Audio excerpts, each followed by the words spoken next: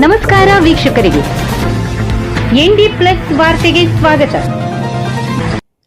ಕಾರವಾರ ಗ್ರಾಮೀಣ ಪೊಲೀಸ್ ಠಾಣೆ ಮೆಟ್ಟಿಲೇರಿದ ಎಮ್ಮೆ ಕದ್ದವರು ಪೊಲೀಸರ ಅತಿಥಿ.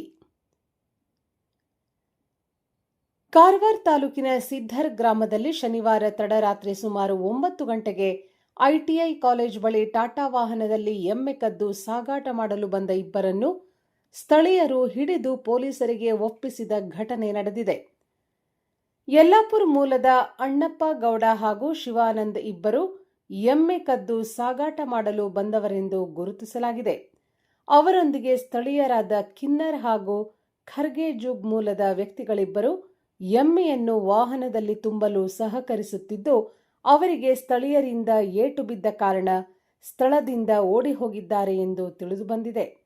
ವಾಹನದಲ್ಲಿ ಇದ್ದ ಯಲ್ಲಾಪುರ ಮೂಲದ ಇಬ್ಬರನ್ನು ಸ್ಥಳೀಯರು ಪೊಲೀಸರ ವಶಕ್ಕೆ ನೀಡಿದ್ದರು.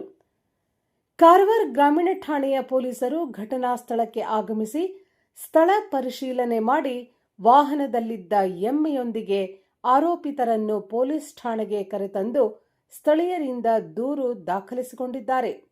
ಸದ್ಯ ಎಮ್ಮೆಯೊಂದಿಗೆ ಆರೋಪಿತರು ಪೊಲೀಸ್ ಠಾಣೆಯ ಅತಿಥಿಗಳಾಗಿದ್ದಾರೆ. ನಾವು ನಂಗೆ ಗೊತ್ತಾಗಂದ್ರೆ ಕುಂದಿಟ್ಟು ಮಾಡಿ